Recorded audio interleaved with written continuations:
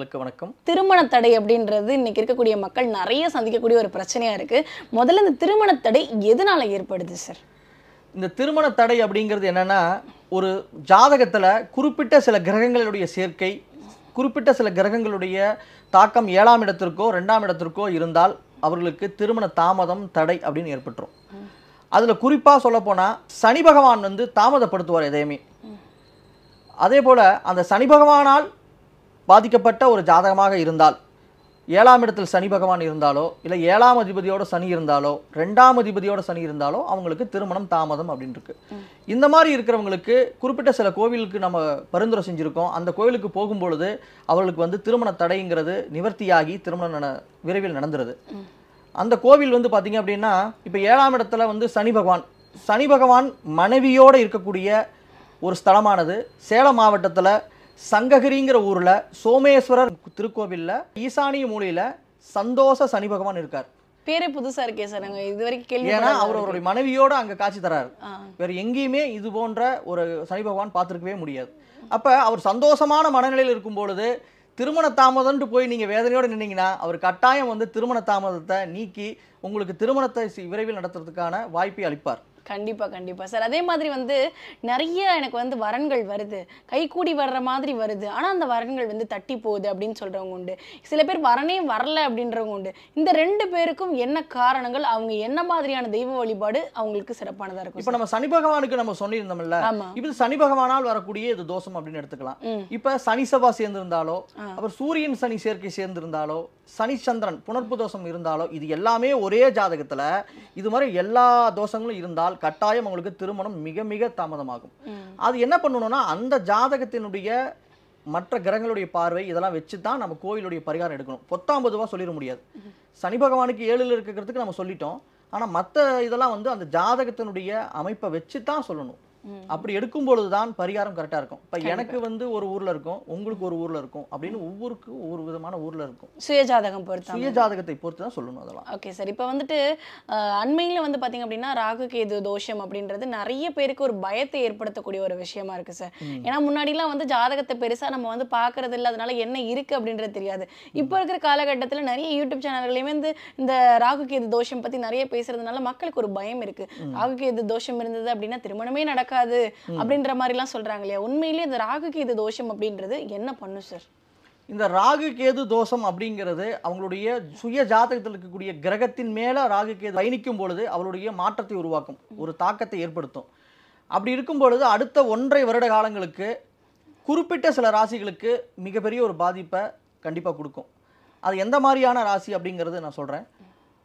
சித்திரை மாதம், ஆவணி மாதம், கார்த்திகை மாதம், மாசி மாதம் இதில் பிறந்தவர்கள் இந்த மாதத்தில் பிறந்து மேசராசி, சிம்மராசி, விருச்சகராசி, கும்பராசி இதில் பிறந்திருந்தார்கள் என்றால் கட்டாயம் அவர்கள் தாங்க முடியாத பாதிப்பை அனுபவிக்க போகிறார்கள். அவர்களுக்கு திருமண தடை அப்படின்றதும் ஏதோ ஒரு விதத்தில் அவங்களுக்கு பாதிப்பு வரும். தொழில் தடை ஏற்படலாம், உடல் ஆரோக்கியத்தில் பிரச்சனை ஏற்படலாம். ஒரு சிலருக்கு வந்து அடிக்கடி வந்து இப்போ வந்து காலில் எலும்பு உடைகிறது, கைகால் உடைகிறது, இது மாதிரி நிகழ்வுலாம் இருக்கலாம். நான் சொல்லப்பட்ட குறிப்பிட்ட இந்த சொல்லியிருந்தேன்ல, இந்த மாதத்தில் பிறந்து இந்த ராசினர் மட்டும் மிக கவனமாக இருக்கணும். அடுத்த 1.5 வருஷத்துக்கு இருக்கணும். இவர்களுக்கு பரிகாரம்னு எடுத்துக்கிட்டா பிரத்யங்கரா தேவி, நரசிம்மர், சரபேஸ்வரர் இவர்களை வழிபாடு பண்ணும்பொழுது அந்த தாக்கத்திலிருந்து கட்டாயம் குறையணும். அந்த கோவிலுக்கு போயிட்டு கண்டிப்பா வந்து 1 மணி நேரம் அந்த கோவிலில் இருந்து பிரார்த்தனை பண்ணணும். 1 மணி நேரம் அந்த கோவிலில் இருந்தாதான் அதனுடைய எனர்ஜி நமக்கு கிடைக்கும். அதனால மேற்கண்ட நான் சொன்ன இவங்க மட்டும் அடுத்த 1.5 வருடங்களுக்கு மிக ஜாக்கிரதையாக இருந்துட்டா போதும். மற்ற ராசிகளுக்கு சுய ஜாதகத்தின் அடிப்படையில் பலன்கள் மாறலாம், ஆனா இவங்களுக்கு கட்டாயம் பாதிப்பு உண்டு. ஓகே, இந்த 1.5 வருஷ காலம் வந்து நீங்க சொன்ன ராசிக்காரர்களும் கொஞ்சம் கவனமா இருக்கிறது அவசியம் சொல்லியிருக்கீங்க. அதே மாதிரி சார், இப்போ வந்துட்டு திருமண தடைக்காக வேண்டி நாங்க நிறைய பரிகாரங்கள் செய்கிறோம் அப்படின்னு சொல்றாங்க இல்லையா? உண்மையிலே வந்து திருமண தடைக்கு தெய்வ வழிபாடு அப்படின்றது நம்மளுடைய ஆழ்மனசினுடைய நம்பிக்கையா இருக்கலாம். பரிகாரங்கள் அப்படின்றது எந்த அளவுக்கு சரியானதா இருக்கும் சார் திருமண தடையை நீக்கிறதுக்கு? தெய்வ வழிபாடே பரிகாரம் தானே வரும். நீங்க இதுல பூஜை ஹோமம் பண்றது மட்டும் தான் வந்து பரிகாரம் இல்ல.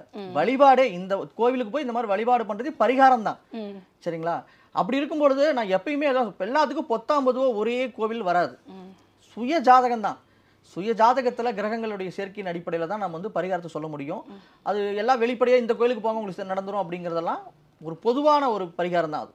Okay sir. சரிங்களா? அதே மாதிரி சார் இப்போ வந்துட்டு செவ்வாய் தோஷம் அப்படின்றது இருக்கு இல்லையா, எல்லாருக்குமே செவ்வாய் தோஷமா இந்த ஜாதகம் வேண்டாம், மூல நட்சத்திரமா இந்த ஜாதகம் வேண்டாம் அப்படின்னு சொல்றாங்க இல்லையா, உண்மையிலே செவ்வாய் தோஷம் இருக்கக்கூடிய பெண்களை வந்து திருமணம் செய்யக்கூடாதா? அப்ப அந்த பெண்கள் யார் தான் திருமணம் செஞ்சுக்கணும் சார்? செவ்வாதோஷம் இருக்கிறதுக்கு 4 விதி இருக்குது அப்படின்னா செவ்வாதோஷத்துக்கு விதிவிலக்குன்னு 1000 விதி சொல்லியிருக்காங்க. இது யாருக்குமே தெரியறதில்ல. இப்போ நிறைய ஜோதிடர்கள் கூட அதை சொன்னாலுமே மக்கள் ஏத்துக்கக்கூடிய மனப்பான்மையில இல்ல.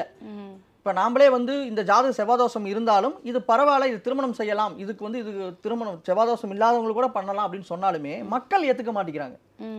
அவங்களுடைய மனசுல யாரோ மனசுல இருக்கக்கூடிய அந்த விஷயத்தை அவங்க வெளிப்படுத்த நீக்கவே முடியறது இல்ல. அப்ப அதுவும் அவங்க காரணம். நம்ம ஜோதிட ரீதியா ஒரு தோஷம் இருக்குது அப்படின்னா தோஷம் இல்லாத இருக்கிறதுக்கான வாய்ப்பு, கல்யாணம் பண்ணலாம்னு நம்ம சொல்லிடுவோம். ஆனா அவங்க மக்களுடைய இதுல ஏத்துக்கிறது இல்ல. செகண்ட் இந்த மூல நட்சத்திரம், இந்த ஆயில்ய நட்சத்திரம் இதெல்லாம் இந்த மாமியாருக்கு ஆகாது, மாமனாருக்கு ஆகாது அப்படிலாம் சொல்லுவாங்க. அதெல்லாம் மிக மிக மிக தவறான விஷயம். இந்த மூல நட்சத்திரத்துல பொறுத்த வரைக்கும் என்ன அப்படின்னா, அந்த குடும்பத்துல அது வரைக்கும் அந்த வீட்டினுடைய மாமனார் அவரு தான் அந்த ஊர்ல அவங்க பேரை சொன்னா தெரியும் அப்படிங்கிற மாதிரி இருந்திருக்கும். மூல நட்சத்திரக்கார பெண் அந்த வீட்டுக்கு ஒரு மருமகளா வந்தாங்க அப்படின்னா அதன் பிற்பாடு தன்னுடைய கணவரை அந்த மாதிரி 4 ஊரறிய பிரபலமாக மாற்றுவதற்கான வாய்ப்பு அமைஞ்சிரும் உங்களுக்கு.